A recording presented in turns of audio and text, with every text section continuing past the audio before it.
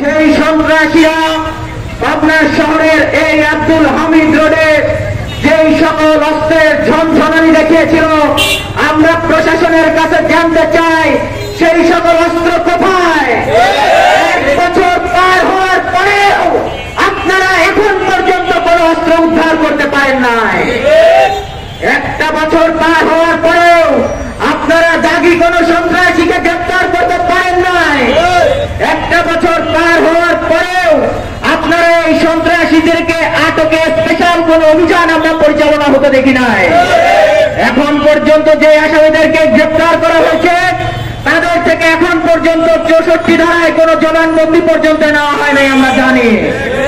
আপনারা বারবার যে আমাদের কাছে বিচারের কথা বলেন, যে আইনের কথা বলেন, এই আইনের কথা বলে, এই বিচারের কথা বলে দেশের ছাত্র জনতার সাথে আপনারা প্রহসন করেছেন। আমরা প্রশাসনের এই মিথ্যা প্রহসন আর দেখতে চাই না। আমরা স্পষ্ট ভাষায় বলে দিতে চাই, আমাদের ভাইদের হত্যাকাণ্ডের সাথে যারা জড়িত, এই শহীদ চত্বরে জাহিদ নিলয়ের হত্যাকাণ্ডের সাথে যারা জড়িত, আমাদের অসংখ্য ভাইদেরকে যারা আহত করেছে, সেই গুলি করেছে, এই আহত করা বঙ্গুত্ব বরণ করার সাথে যারা জড়িত, তাদেরকে যদি আপনারা অবিলম্বে গ্রেপ্তার না করেন, আমরা পাবনার পুলিশ সুপারকে শাড়ি আর চুরি উপহার দিব এবং সেটা অবিলম্বে খুব দ্রুতই দিব। আমরা কয়েকটা দিন দেখবো পাবনার পুলিশ সুপার এই সকল আসামিদের গ্রেপ্তার করার জন্য কি ভূমিকা রাখে।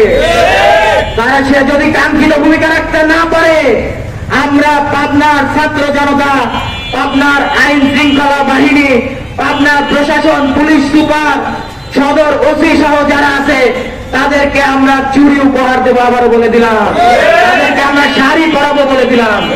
সম্মানিত উপস্থিতি, আমরা স্পষ্ট করে বলে দিতে চাই, এই হত্যাকাণ্ডের সাথে যারা জড়িত, যারা আমাদের ভাইদেরকে হত্যা করেছে, তাদের পাবনার মাটিতে কোনো প্রকার জায়গা হবে না। আমরা বলতে চাই, অবিলম্বে 4 আগস্ট পাবনায় যে হত্যাকাণ্ড সংঘটিত হয়েছে, এই হত্যাকারীদের দ্রুত চার্জশিট জমা দেন, দ্রুত চার্জশিট জমা দিয়ে দ্রুত সঠিকভাবে বিচার প্রক্রিয়ার মাধ্যমে এই বিচার সঠিকভাবে আপনারা বিচার করেন।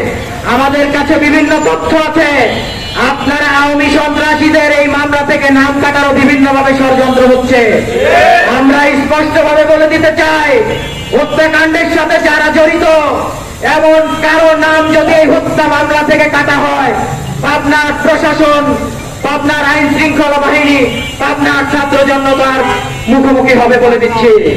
সম্মানিত উপস্থিতি, অবিলম্বে এ সকল আসামিদেরকে গ্রেপ্তার করার জন্য পুলিশের স্পেশাল বাহিনী গঠন করে স্পেশাল অভিযান পরিচালনা করে এদেরকে আটক করার আহ্বান জানাচ্ছি এবং এদেরকে দ্রুত বিচারের সম্মুখীন করে এদেশের ছাত্র জনতার কাঙ্ক্ষিত আশা পূরণ করবেন সেই প্রত্যাশা রেখে আমি আমার বক্তব্য এখানে শেষ করছি।